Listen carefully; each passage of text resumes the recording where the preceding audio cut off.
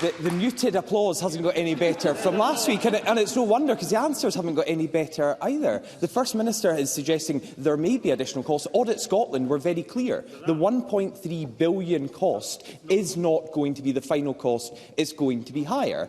And it turns out, from that feeble answer that didn't address the point, the First Minister has no idea what it's really going to cost. He is throwing public money away when frontline social care services are in desperate need of more funding. The SNP could be investing to improve these local services. Instead, they are creating a bureaucratic nightmare and want a blank cheque to do it. Already, the SNP have wasted £14 million on this plan. They've spent £1.9 million on consultants. But the plans are not advancing, there are no signs of progress, and the legislation has been repeatedly delayed. So, is the First Minister paying consultants a fortune to tell him what everyone else knows? His plans are woeful and they won't work. First Minister. It is hardly a surprise that a National Care Service plan that puts fair work at the heart of it, that puts sectoral bargaining at the heart of our plans for National Care Services, that puts ethical commissioning at the heart of our National Care Service, is wholly opposed by the Conservative Party. Hardly a surprise to anybody in this chamber, hardly a surprise to our trade union colleagues, and hardly a surprise to the people of Scotland. And in all of that, why are we bringing a National Care Service forward? We're bringing it forward because we know of the extreme challenges that are faced by those working in social care because of workforce. We know that is the biggest challenge that is faced by social care providers. And of course, one of the fundamental reasons for that workforce challenge is the hard Brexit imposed upon us by a UK government. So once again, the Scottish Government is having to pick up the pieces. Thank you. Once again, the Scottish Government is having to mitigate the woeful decisions made by a cruel Tory government. And how are we doing that? Yes, we are, of course, committed to spending the National Care Service, but we've also made sure that there's an additional £100 million to provide that pay uplift from April of this year. This represents a 14.7% increase for these workers in the last 2 years. I was proud, when I was Health Secretary, to make sure that there was not just one, not just two, but 3 pay uplifts for our adult social care workers, and we want to go further where we can. So we have committed to invest in social care right now to undo some of the damage done by the Conservatives' hard Brexit, and at the same time we are absolutely committed to our plans for a National Care Service that will ensure fair work is at the very heart of any future care service. Douglas Ross. You wouldn't have guessed it. Thank you. You wouldn't have guessed it from that answer, but it was actually a question about spending almost £2 million on consultants on this proposal that the First Minister failed to address in his answer. But these plans are such a mess that his Social Care Minister, Marie Todd, who sat in the chamber just now, said this week. It's been a little bit hard for me to get my head around. A bit hard for the Minister in charge to get her head around. First Minister, she's talking about your plans. Because before Humza Yousaf failed upwards, he was not just the Health Secretary, he was Cabinet Secretary for Social Care. He wrote these shambolic plans. So what does it say about the First Minister's policy if his own Care Minister doesn't understand it? First Minister. It just goes to show how desperate Douglas Ross is when he starts with the personal attacks on me or indeed any of my colleagues. Thank not you, on the policy, members. not on the substance, on the personal attacks from a man who is, of course, the least popular elected politician on these islands by any poll estimation in the entire country. Oh, and the best retort Douglas Ross has is I'm catching you up. You're still the most unpopular leader, elected politician in this country by quite a country mile, presiding officer, or Douglas Ross is. On consultancy spend, because it is an important point, of course, the Scottish Government and our officials are absolutely focused on making the National Care Service work. But it is, of course, important that we bring in those additional technical and specialist expertise that allows the Scottish Government to ensure that we make progress on the legislation itself. And in terms of the finances around the National Care Service, which is a very legitimate question, I've said, of course, we will engage with trade unions, engage with local government, and hopefully, when we reach a compromise position on the National Care Service, we'll come back with a revised financial memorandum. But I'm hardly going to take, and neither will any of ministers in my government, take any lectures on financial literacy from Douglas Ross, who demanded that this government copy Liz Truss's tax cuts, which would have cost the Scottish Government £500 million and caused economic carnage to our Scottish public finances. Douglas Ross. This is absolutely hopeless from the First Minister. He said it was a desperate tactic by me to quote his own minister. And listening to that answer, I'm pretty sure Marie Todd still can't get her head around the policy or the costings, because it's quite clear the First Minister can. This is all starting to look like another Humza Yousaf disaster. The man who couldn't get the trains to run on time, forced police officers to breaking point and left our NHS in crisis is now doing his best to throw social care into chaos as well. He doesn't know if he's building a national care service or a white elephant. Humza Yousaf has no idea how much this centralised care service is going to cost, or when this bureaucratic nightmare will be ready, or how it will improve the situation for people who desperately need better care. The last thing, the very last thing our struggling care service needs is an administrative overhaul costing billions of pounds when it's been starved of cash from the front line. So will Humza Yousaf do the right thing, stop wasting taxpayers' money and scrap these plans altogether? First Minister. Quite incredible, Presiding Officer, that when we have given a pay uplift to adult social care workers, Douglas Ross describes that as a waste of money. Because every penny we spend on social care is ensuring that we lift standards for adult social care workers, ensure we're lifting standards for those who are in receipt of care. And while we do that, yes, build a national care service that has fair work at its heart, that builds a national care service that has ethical commissioning at its heart, so that the profits from care aren't just gleamed away into bank accounts in the Cayman Islands, something, of course, the Conservatives would like to see. A national care service that makes sure we put sectoral bargaining at its very heart. That's what we are committed to. And all of that, of course, in the midst of the fact that we've had over a decade of austerity from Douglas Ross's Conservative, that we've had a hard Brexit imposed upon us, and of course the disaster of the mini-budget, which, if we had listened to Douglas Ross and gone ahead with tax cuts for the wealthiest, our budget would be worth £500 million less. So I'll take no lectures about financial literacy, nor indeed for standing up for those who are working in our care service from Douglas Ross or the Conservatives. Question number 2, Anna Sarwar. Presiding Officer, it's just been announced that interest rates will go up again, meaning higher mortgages, all because of Tory economic chaos. This in the same week that the SNP launched their campaign for another Tory government. So can I ask the First Minister to put aside his party's self-interest and be honest? What is better for Scotland? They don't like the truth, Presiding Officer. So can I ask the First Minister to put aside his party's self-interest and be honest? What is better for Scotland, a Labour government or a Tory government? First Minister. What's best for Scotland is independence, of course, because then we will have the powers in our own hands. And of course it is exceptionally brave for Anna Sarwar to go on this topic of this week of all weeks, because what we have with Keir Starmer's Labour Party, as somebody who's refused to reverse every single measure of Tory austerity.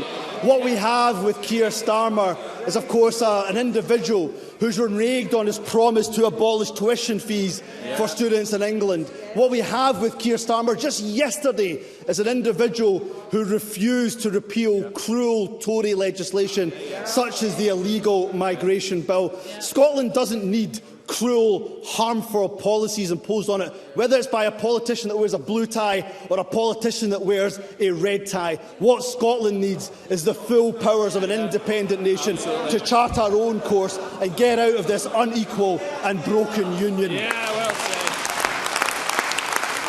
Sarwar. There you have it, Presiding Officer. Thank you. There you have it, Presiding Officer. Mr. You can't Sarwar. answer the question. Mr. Sarwar. We have visitors who have gathered to hear the questions and answers put. We have people tuned in across the nation who are also keen to do so, and I would be grateful, while I appreciate your passion and interest, that we try and behave ourselves with decorum. Mr. Sarwar. I think you should be softer with them, Presiding Officer. It's the first time they've shown life in weeks, so we should appreciate the SNP backbenchers. And isn't it amazing that they've shown life when it comes to attacking the Labour Party, a governing party, Presiding Officer, a governing party under investigation by the police, sexual misconduct allegations, whistleblowers being silenced, division on the backbenches. There's only one party that looks like the Tories, and it's not us, it's the SNP. Because the First Minister is so out of touch, he insults the intelligence of people across Scotland. Labour would deliver a new deal for working people and scrap the Tory anti-trade union laws. Labour would deliver a publicly owned energy company, something promised and failed to deliver by the SNP. Labour would make Scotland an R&D powerhouse, not impose SNP cuts on universities. Labour would bring down people's bills with a proper windfall tax, not something the SNP and the Tories support, because that's the change Scotland needs. Now, I know the First Minister is still trying to find his feet. I know the job can be quite confusing for him, but so isn't it the case that he prefers a Tory government because it's cover for his own incompetence? First Minister. You know what the SNP is interested in, Presiding Officer? We're not interested in just getting rid of the Tories for a little while. We want rid of the Tory governments forever. And the way we do that is, of course, for voting for independence. We don't want to replace Tory with Tory light, or Tory with a pale imitation of Tories. And we know that Keir Starmer is lurching to the right. They're little more than a Conservative tribute act. Just, of course, last week, Labour are committed to keeping Tories' anti-protest legislation in place. On tuition fees, he's done a Nick Clegg, and he's ditched, of course, his pledge to make university education free. On progressive taxation, we are absolutely committed, leading the way in the Scottish Government on progressive taxation. What does Keir Starmer say when it came to income tax for the top 5% of earners? He said, we're in a different situation now. I think we've got the highest tax burden since World War II. What about railways? Starmer, of course, was previously committed to nationalising railways. Now he says that on water, rail and other services, and I quote, I take a pragmatic approach rather than an ideological approach. So what I say to Anna Sarwar is, we are prepared to work with any political party in order to keep the Tories out of number 10. Yep. Why is Keir Starmer refusing to work with the Scottish National Party in order to keep the Tories out of number 10? So we are the most progressive party on these islands, but I say to Anna Sarwar, I don't want rid of Tory governments just for 1 year, just for 5 years, for one election cycle. We want rid of Tory governments in Scotland for good. Anna Sarwar. Yet again, Presiding Officer, more interested in attacking Labour than getting rid of a Tory government. And again, it's interesting, Presiding Officer. It's really interesting. He didn't want to talk about poll ratings. He didn't want to talk about poll ratings with me. Why? Approval rating -12. Competent 22%, incompetent 40%, trustworthy 18%, untrustworthy 42%. Strong 19%, weak 39%, doing well 19%, doing badly 44%, and the best of all, better than his predecessor 9%, worse than his predecessor 41%. A pale imitation of Nicola Sturgeon. I'm not sure if that's a compliment anymore. But the SNP and the Tories, two sides of the same coin, both wanting division, both wanting chaos, both wanting to damage Labour, both wanting a Tory government, all about saving their jobs, not acting in the interests of the people of Scotland, because Scotland is desperate for change and desperate to get rid of two failing governments, an economically illiterate and morally bankrupt Tory party, a dysfunctional and incompetent SNP government. So if you want change, to lower your bills, to put more money into people's pockets, to earn fire and rehire, to transform workers' rights, to create thousands of jobs, then surely... Mr Sarwar, I'm sorry to disrupt this session further, but members are doing a very, very good job on that account, and I would be grateful if you could remember the basic rules of the Code of Conduct, which require that we conduct ourselves with courtesy and respect. I am seeing little of that, and this is not continuing. Mr Sarwar, if you could please put your question to the First Minister. Officer, they don't like it, the change is coming. They don't like it that they've been found out. They don't like it that they're plummeting. They don't like putting more money into people's pockets with a proper windfall tax. They don't like ending fire and rehire and scrapping the anti-trade union laws. They don't like creating tens of thousands of new jobs. So surely even the First Minister can see that this is the change that Scotland needs, and it can only be delivered by a Labour government. First Minister. Oh, Presiding Officer, I'm grateful even you had to step in to save the branch manager, of the Scottish Labour Party. And of course, the reason why Scotland won't trust Keir Starmer is because he is a born-again Brexiteer. Remember, of course, Brexit that has caused economic devastation to this country. And of course, Anna Sarwar said that he wants to see a changing relationship with the European Union. We want to see a relationship with the EU that means that Scotland is back in the European Union, that we rejoin the European Union. And the only way to do that, Presiding Officer, is of course as an independent nation and an independent country. But here is the real proof about the fact that Keir Starmer's Labour Party has lurched again to the right. The very first major speaking event I went to was at the STUC. Anna Sarwar was there. One person that wasn't invited, of course, was Keir Starmer. And of course, the Dundee TUC brought forward a motion. The Dundee TUC brought forward a motion condemning Keir Starmer's actions and behaviours. So they may well be led by a party that is named after the founder of the Labour Party. But if Keir Hardie could see the state of the Labour Party, then he would be burling in his grave, Presiding Officer. Question number 3, Gillian Mackay. To ask the First Minister whether the Scottish Government will consider a full ban on disposable vaping products on health and environmental grounds. First Minister.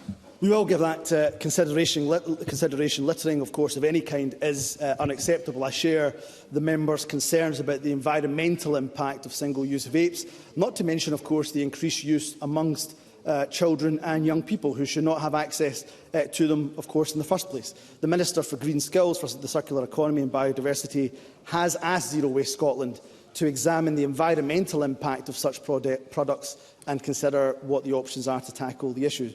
This review is considering a whole range of possible options, including a ban. Any future approach will be informed by the findings of the review, but I should make it quite clear that the use of these products is an issue we're taking very seriously, and nothing is off the table at this stage. Gillian Mackay. I thank the First Minister for that answer and look forward to the publication of the report commissioned by the Minister. Vaping has serious environmental and health impacts. That's why campaigners like Less Waste Laura, the Daily Record and a growing number of councils have highlighted those harms, and I thank them all for their work. A full ban on disposable vapes is needed. But does the First Minister agree with me that there is much that can be done ahead of a full ban to reduce harm? Keeping products away from public view, like cigarettes, raising awareness of the legal purchase age, highlighting disposable return points. Will the First Minister join with me in calling on retailers to step up to the plate and implement these measures? First Minister. Yes, I will join in that call, and we're keen to work constructively with retailers in this regard. I understand the many concerns around the environmental but also the health impacts of single-use vapes that have been raised by campaigners, including Less Waste Laura, who Gillian Mackay mentions, and of course our local government colleagues, who I know also take this issue extremely seriously. We have 15 councils who have now called for a ban. These, as well as the issues the member raises around retailer responsibilities, are being looked at in detail by the Minister for the Circular Economy and indeed the Minister for Public Health as part of the review of the environmental impacts and in our refreshed tobacco action plan, which will be published in autumn later this year. This will include further action on education, but also crucially on enforcement as well, and I'll keep the member updated on publication of that strategy. Mercedes Fialba. Thanks to the work of local campaigners, in February this year, Dundee City Council supported banning disposable vapes and called for a national ban from the Scottish Government. So, as there is already local support for such a ban, can I ask the First Minister what consideration the Scottish Government has given to introducing a pilot ban on disposable vapes in Dundee to help develop a model for a national ban?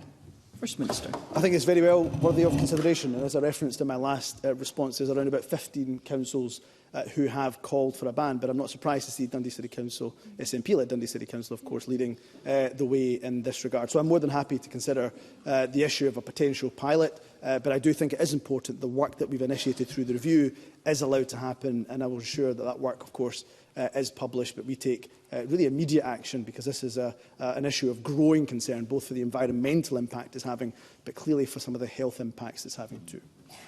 Question number 4, Fiona Hislop. To ask the First Minister what the Scottish Government's position is on the view of the Children and Young People's Commissioner for Scotland that NHS Lothian should review its children's rights impact assessment of the decision to end the Youth Navigator programme, which operates at St John's Hospital. First Minister. The Hospital Youth Navigator pilot will continue to be delivered by Medics Against Violence and NHS partners at the Queen Elizabeth Hospital for Children in Glasgow, alongside the Adult Navigator programme in 9 hospitals across Scotland. Navigators are key support workers who help individuals presenting at hospitals with multiple complex needs to access those support services. I understand that no decision about further future funding has yet been taken at this time, and that NHS Lothian are evaluating all of their youth work provision in hospitals, including the pilot that's been referenced by Fiona Hislop, and have confirmed a children's rights and wellbeing impact assessment will be undertaken on those proposed options. A final report is expected to be discussed at the Children and Young People's Programme Board at the end of this month. Fiona Hislop. As the First Minister has acknowledged, the Youth Navigator is supported by Medics Against Violence, who have announced that funding will end at the end of June. It offers a youth work-based community outreach service to vulnerable young people aged 12 to 16, accessed at a time of presentation at St John's Hospital in West Lothian, as well as the Sick Kids Hospital in Edinburgh.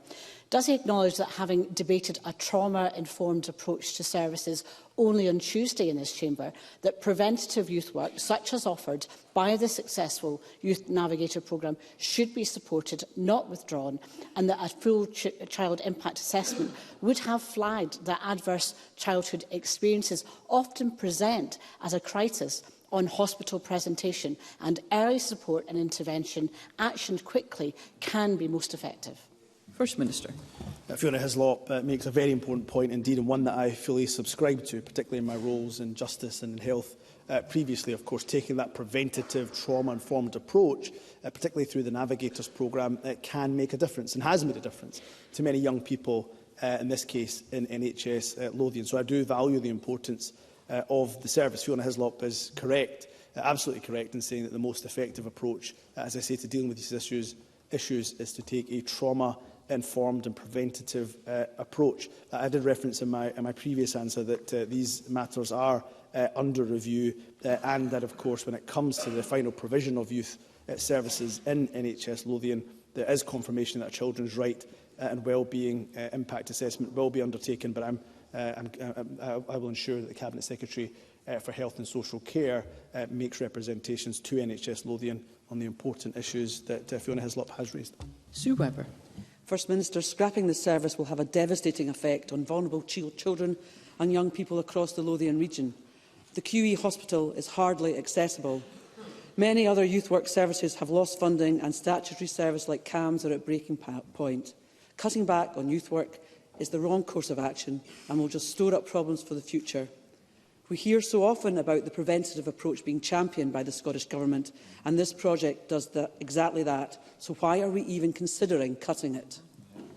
First Minister. Well, again, can I say to Sue Webber, I do agree with the approach in relation to preventative funding. And of course, this government funds Medics Against Violence, an excellent organisation who I've had the pleasure of meeting a number of times over the years. We fund them to the tune of £337,000 in terms of this financial year, and they deliver a variety of violence prevention activity, including the core activity to deliver and support the National Hospital Navigator programme. I go back to the answer that I referenced to Fiona Hislop. This is a decision NHS Lothian are reviewing. They are looking at the youth service provision in the round, and of course they will do that important impact assessment that Fiona Hislop has called for. I'm more than happy that the Government makes representations to NHS Lothian on the back of what has been said in the Chamber today. But ultimately, of course, this will be a decision for NHS Lothian to take, and I would expect them to do the full impact assessments in this regard. Question number 5, Pam Gossel. Thank you, Presiding Officer. To ask the First Minister what action the Scottish Government is taking to support colleges and universities in Scotland. First Minister. Colleges and universities make a crucial and unique contribution to Scotland. We're investing nearly £2 billion in the sectors each year through the Scottish Funding Council, and we make this funding flexible where possible. I recognise the challenges, I recognise the pressures that colleges and universities are currently facing, and of course we will continue to engage with the Scottish Funding Council as well as the sectors directly to ensure that institutions are financially stable. Pam Gossel. Thank the First Minister for that answer. 2 weeks ago, the SNP government took a dagger to the heart of colleges and universities by cutting £46 million of funding that was only announced in December with no warning and no consultation. When the Scottish budget was announced, the Scottish Government trumped a £12.7 million increase for higher education 5 months on from the budget. This is now £7.3 million cash cut between financial years. Since then, I have also received a letter from the City of Glasgow College stating that their intention to begin a process of 75 compulsory redundancies. Presiding Officer, despite claiming education was her #1 priority, the previous First Minister, Nicola Sturgeon, failed Scotland's young people. So can I ask the First Minister, what is he going to do to prevent history from repeating itself? First Minister. When it comes back to the question of the former First Minister, can I remind you that there are more young people from areas of deprivation going to university now than there ever have been before. That is down to the legacy of Nicola Sturgeon. We're closing the poverty-related attainment gap because of the actions of the former First Minister. In terms of the savings that we've had to make, and these are difficult decisions that we have to make, I'm not going to downplay the significance and the effect that that saving will have on both the colleges and university sector. But just to put it into some context, it is 2.3% of the £2 billion budget for further education and for higher education in 23-24. But why did we have to make that saving? We had to make it because every single party, I think rightly, stood here and demanded that the Scottish Government intervened, demanded that we help to assist local government in relation to settling the teachers' pay dispute. An additional £320 million had to be found to do that. It doesn't just grow in the proverbial magic money tree. So tough decisions had to be made. We were upfront about that. So we'll take those tough decisions. We certainly won't take lectures from a Conservative member, of course. Their party, the reason why, of course, we are facing the financial constraints on the Scottish public finances. Can I remind Pam Gossel, because of sky-high inflation, because of the decisions taken by a Conservative government, our Scottish finances last year were worth £1.7 billion less at peak inflation because of the economic carnage her party inflicted upon Scotland. So yes, we will take the tough decisions needed. Certainly won't take any lectures on financial and economic literacy from the Conservative Party. Will Rennie. Sally Mapstone, the head of Universities Scotland, described this SNP government's policy on universities as managed decline. So why does the First Minister think this multi-million-pound cut to the university's budget is going to reverse that managed decline? First Minister. I don't agree with that characterisation. I'm more than happy to meet with Dame Sally Mapstone and other university and college principals in the course of the coming weeks and months and years to come, because I do take her views very, very seriously indeed. In terms of the characterisation of managed decline, can I just remind Willie Rennie, of course, that the latest higher education stats show that a record number of Scottish domicile students are studying at Scottish universities. We have some of the best universities in the world, world-class universities. That's because, of course, of the excellent initiatives by those universities, the excellent education that they provide, but also is down to the funding that the Scottish Government has put into our higher education and further education sectors for many, many years to come. So I'm more than happy to engage with the university and college principals, but I simply do not accept its managed decline when we have such world-class universities such as St Andrews that are being funded by the Scottish Government. Question number 6, Katie Clark. Thank you, Presiding Officer, and I refer to my entry in the Register of Members' Interests to ask the First Minister what the Scottish Government's position is on the potential impact of the proposed timetable reductions by ScotRail on efforts to secure a modal shift from car to train. First Minister. My understanding is that as a result of ScotRail's new May 2023 timetable, the number of daily services remains the same with no overall reduction, and that resources are being focused on areas to better serve current demand. As a result, peak trains and school connections have been prioritised in order to support that very modal shift that Katie Clark refers to. I want to make Scotland's public transport system more accessible. I want to make it more available. I want to make it more affordable. That is why I confirmed last month that the 6-month pilot to remove peak time fares from ScotRail services will start in October of this year. This intervention, unprecedented in the UK rail sector, will also enable officials to gather evidence right across transport modes for the fares review and to inform future proposals, while of course encouraging, importantly, modal shift. Katie Clark. I thank the First Minister for his answer. However, despite the Scottish Government's goal of reducing car use by 20% by 2020, ScotRail is proposing to cut many train services, including many commuter services, such as the 7:42 a.m. Largs to Glasgow service. Will the First Minister look at the case for maintaining the 7:42 Largs to Glasgow commuter service? And will he agree with me that we need to do far more to encourage people to use the railways rather than cars if we are to achieve our climate change target? And will he carry out an assessment of how the timetable changes being proposed by ScotRail will impact on meeting these goals? First Minister.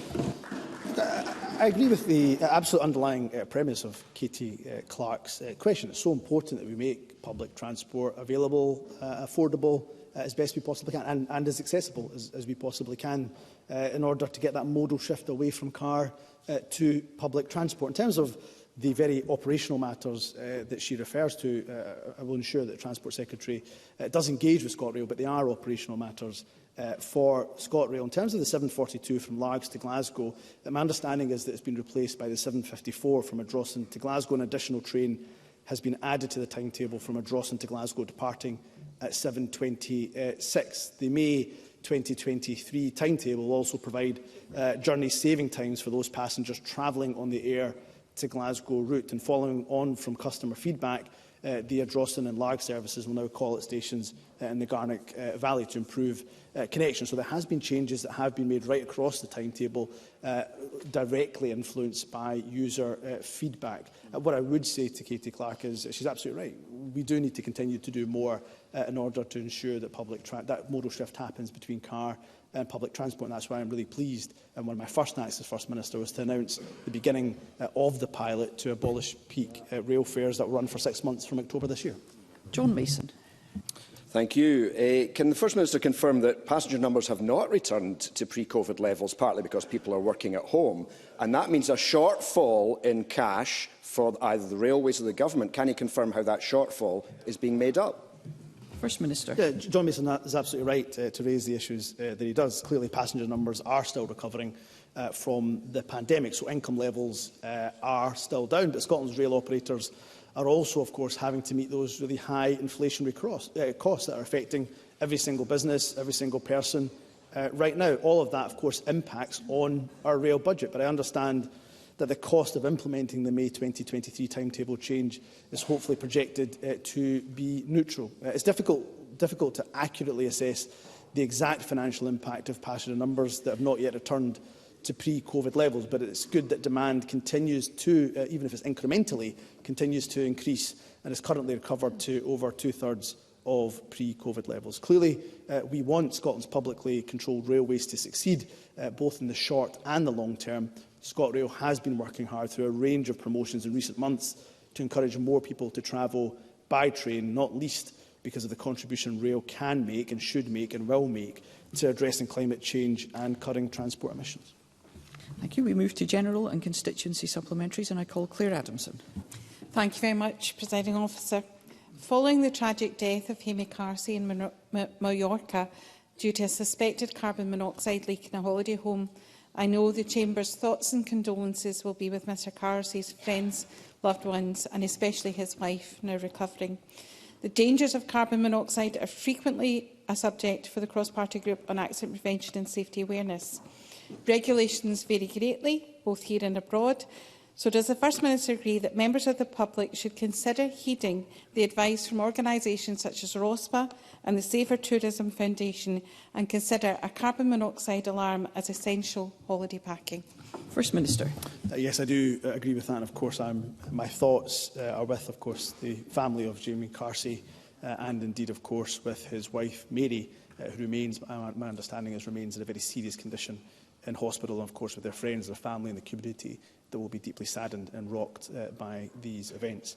A carbon monoxide detector can give people an important life-saving warning of a faulty appliance. In Scotland, it is of course a legal requirement to include a carbon monoxide detector in any room with a carbon-fuelled appliance. Fitting one of these detectors is vital for safety. It could quite literally save your life. So I would encourage everyone to find out about the importance of being aware of the signs of carbon monoxide poisoning and the actions that can keep them safe as well. And you can find more information on, and all one word, gassafetyregister.co.uk. Sorry, I will say that again, gassaferegister.co.uk. So more information can be found, but I hope, of course, that Mary Somerville, the wife of Jim Carsey, continues hopefully to recover, and my thoughts again with her and the family of Jim Carsey. Douglas Lumsden. Presiding Officer, yesterday the fight to save 6 libraries and Bucksburn swimming pool in Aberdeen moved to the courts. Will the First Minister contact the SNP administration at Aberdeen City Council and tell them to get a grip, listen to the people they are meant to serve and not fight them in the courts? Or is this yet another example of the SNP failing the people of the North East? Before the First Minister responds, I will remind members again that questions to the First Minister should be put on matters for which the Scottish Government have general responsibility. And of course, it is the SNP-led government that has increased funding for local government. And of course, it would be Douglas Lumsden who would be the first one to complain if we interfered and intervened in local decisions that are being made. What I won't do is, of course, comment on any potential live court proceedings that have taken place, but we have increased funding to local government. And, of course, we respect the decisions that are being made by local government, and it is their right to make those decisions, of course, under Section 163 of the Local Government Act 1973. So we'll continue to make sure we fund local government, but what we won't do is intervene and interfere in those locally made decisions. Monica Lennon. This evening, alongside the STUC and the Sunday Mail, I am hosting a parliamentary reception to celebrate the Food for Thought campaign and the positive impact of universal free school meals across Scotland.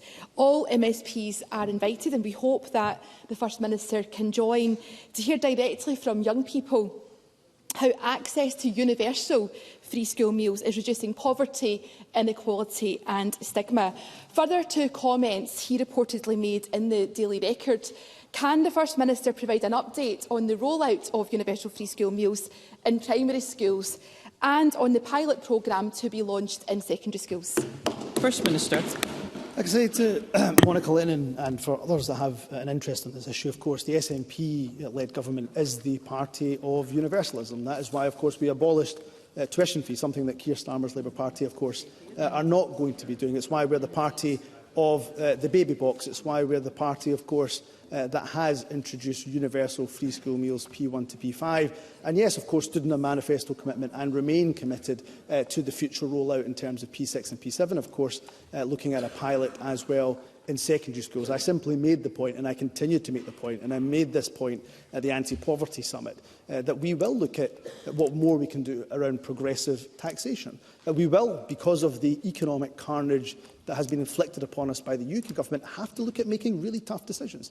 We will have to look at targeting, of course, across a range of potential policy areas. There's not a conflict between universalism and being targeted. Yes, there are some rights that should be universal, such as the right to a free education, to free university education. They are rights, they are not benefits, they are not luxury. At the same time, we should absolutely make sure we're being targeted where we can, such as, for example, the Scottish Child Payment, that game-changing intervention which is helping the poorest in our society. So we are the party that is both, of course, the party of universalism, but also the party that makes sure we target our resources towards those that absolutely need the most help, particularly in the face of a UK government that is inflicting harm upon harm on the poorest in our society.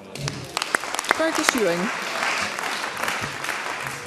Presiding Officer, uncontrolled bracken is the perfect breeding ground for ticks. Ticks which carry diseases that infect humans, diseases such as the debilitating Lyme's disease. So will the First Minister end the delay and instruct the authorisation of Acilox? Acilox, the only effective treatment in order to control bracken. And given that time is running out, both for its procurement and use in the available season, will he do that straight away? And if not, does he appreciate that the outcome will be likely the widespread infection of many human beings with this dreadful Lyme's disease? First Minister. I'll, of course, look into the issue that Fergus raises, a serious issue that Fergus Ewing raises. The Scottish Government does recognise the concerns about the potential risk of uncontrolled bracken, the difficulties associated with its control, particularly here in Scotland, as Acilox is a herbicide which has no current EU or UK authorisation. There is a specific legislative conditions that must be met in order to grant an emergency authorisation of the product to ensure that high level of protection for human health and for the environment. HSE is responsible for assessing emergency authorisation applications right across the UK against the legislative requirements. The Scottish Government considered and promptly responded to HSE's recommendation. HSE, my understanding is, will issue the decision to the applicant once all other UK governments have responded. The Scottish Government is aware of the importance of effective pesticides when used as part of an integrated approach, and our position is very much guided by regulation and, importantly, crucially, by scientific evidence too. Liam Kerr.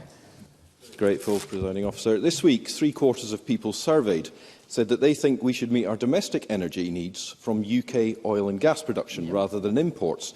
This government's energy strategy specifically includes a presumption against new exploration and production in the North Sea. Now, yesterday, this First Minister tried to please both sides of this debate, yet carefully committed to neither. So here's the chance to get off the fence. Given the need for energy security, to protect thousands of Scottish jobs and the climate benefits of local production, will he remove from the energy strategy this government's intention to close down the North Sea? First Minister.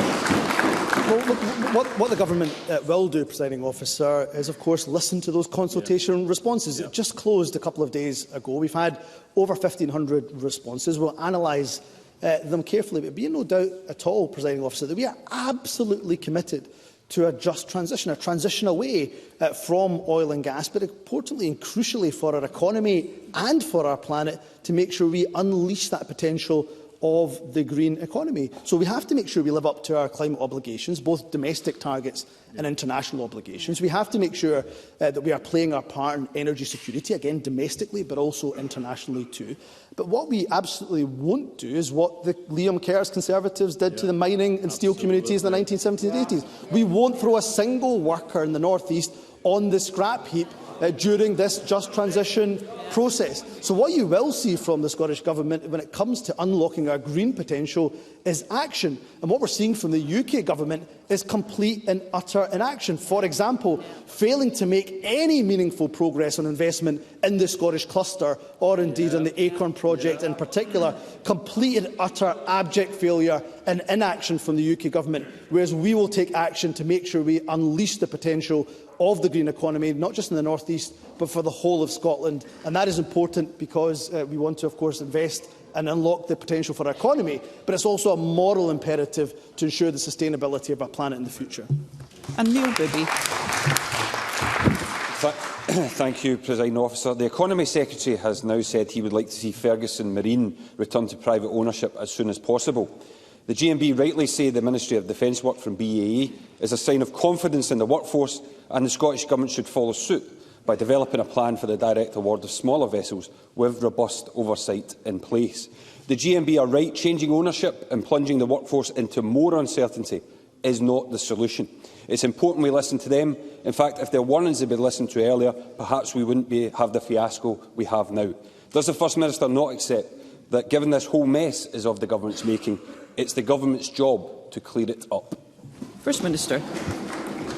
Of course, the Government stepped in and saved hundreds of jobs on the Clyde. We saved hundreds of jobs. I make no apology for that. Of course, there have undoubtedly been challenges which the Government has fronted up. But when it comes to GMB's letter and this issue of public versus private ownership, what Neil Gray said has been the Government's position for a long time. It's always been the intention of the Scottish Government to return Ferguson's Marine to private ownership. Indeed, this was made clear when we announced the yard being taken into public ownership in the very first place. There's not much, having seen the GMB letter, there's not much in the GMB letter that we disagree with. We want to work with them, with the wider workforce, to secure the best possible future and the outcome for the yard, because we do absolutely have faith in that workforce and in the future of the yard. Investment in the yard is about more than just profitability, as important, of course, as that is. It's also about the retention of skills around jobs, manufacturing capability, and these will be key considerations in any decision